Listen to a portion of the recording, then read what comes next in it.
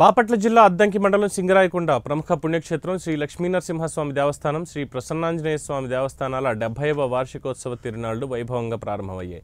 3 రోజుల పాటు జరిగే ఈ ఉత్సవాలకు ఉభయకర్త మేదరమెట్ల శంకర్ రెడ్డి ధ్వజారోహణ కార్యక్రమం నిర్వహించారు. వేద పండితులు ధ్వజస్తంభం, జీవధ్వజ పూజ, రుష్ణ పతాక పూజ, ధ్వజారోహణ కార్యక్రమాలు శాస్త్రోక్తంగా నిర్వహించారు. సంతాన సాఫల్యత కోసం మహిళలకు స్వామివారి గరుడ ప్రసాదాన్ని అందజేశారు. తిరునాళ్ళకి 5 విద్యుత్ స్తంభాలు ప్రభలు ఏర్పాటు చేయనున్నట్టు నిర్వాహకులు తెలిపారు.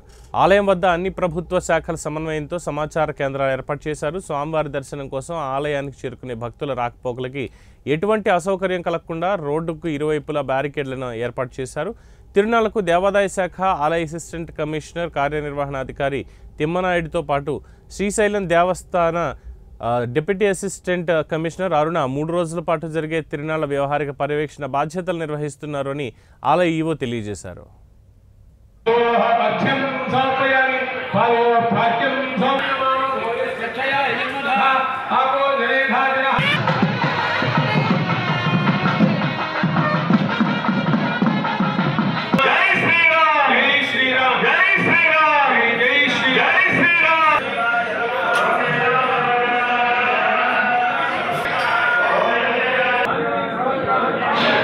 అవాంఛనీయ సంఘటనలు కానీ అన్ని ప్రభుత్వ శాఖలను సమన్వయం చేసుకోవడానికి కోసము శ్రీశైల దేవస్థాన డిప్యూటీ కమిషనర్ అయినటువంటి శ్రీమతి రమణమ్మ గారిని ఇక్కడికి పర్యవేక్షణాధికారిగా నియమించడం జరిగింది.